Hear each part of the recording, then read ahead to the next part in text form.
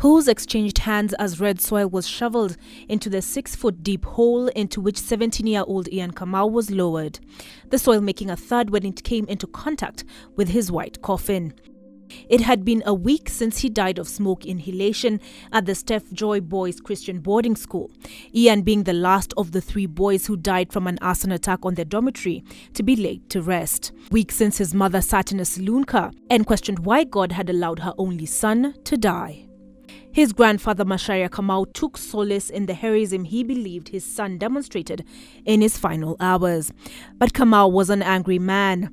Standing just a few feet from where his grandson was lowered to rest a few minutes earlier, the 59-year-old told Capital News that his grandson shouldn't have had to be a hero in the first place. It was a sentiment he'd kept to himself earlier, as the school's administration described his grandson, who wanted to be a pilot, as a hard worker. We are truly sorry and receive our very sincere condolences. Also present for the funeral ceremony were students from Stephjoy. Clad in their home clothes, they echoed that Ian was a diligent student. On Sunday night, I was with Ian. We prayed together, then said good night to each other and went to sleep. He was in a different dormitory. I came to learn about his demise on Monday morning around 10 a.m. Ian's parents, relatives, and friends, you should not worry. Ian is happy with Jesus in heaven. Ian, another of his former schoolmates, testified, was also a devout Christian. He must be wishing that we could know today how nothing but our sadness can really pass away, and think of Ian as living in the hearts of those he touched. Bishop Maurice Miranda of the Redeemed Gospel Church, who presided over the ceremony, was angry at society. He felt that it had lost its way and his solution was a return of corporal punishment. Tumeacha yale mambo ya adili ambayo ndio pila, ndio nguzo, ndio foundation. Nenye mkataka uhuru. Mukasema uhuru huu tuondoe sheria za Mungu.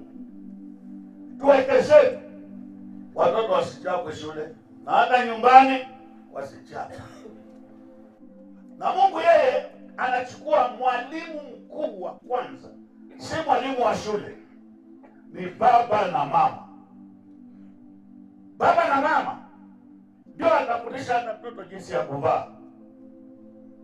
Baba na mama ndio ataeleza thamani ya binti kutunza usichana wake ni namna gani, na kijana kutunza uvulana wake. He admonished parents for not spending enough time with the children.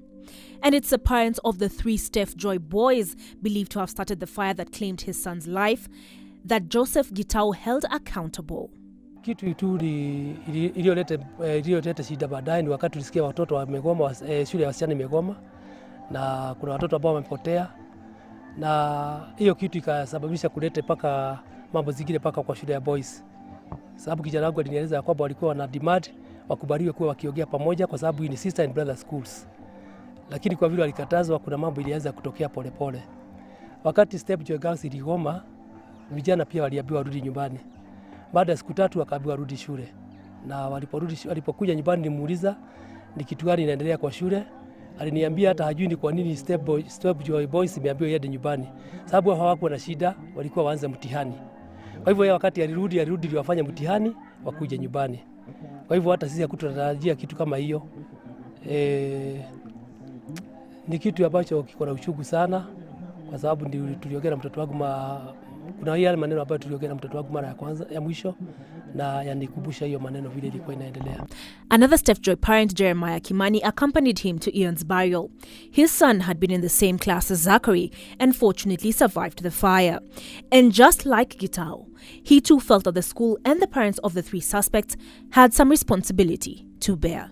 We were anticipating something wrong might have happened to our son, but we were sincerely hoping that we'll find them not, in fact we were not expecting anything of like death or something. And to my surprise is that most of them, all of them, almost all of them, they didn't know about anything that was being planned. And with that, we can ascertain that the boys in question were the one who planned for all this. And having done that, they kept it in secret to themselves.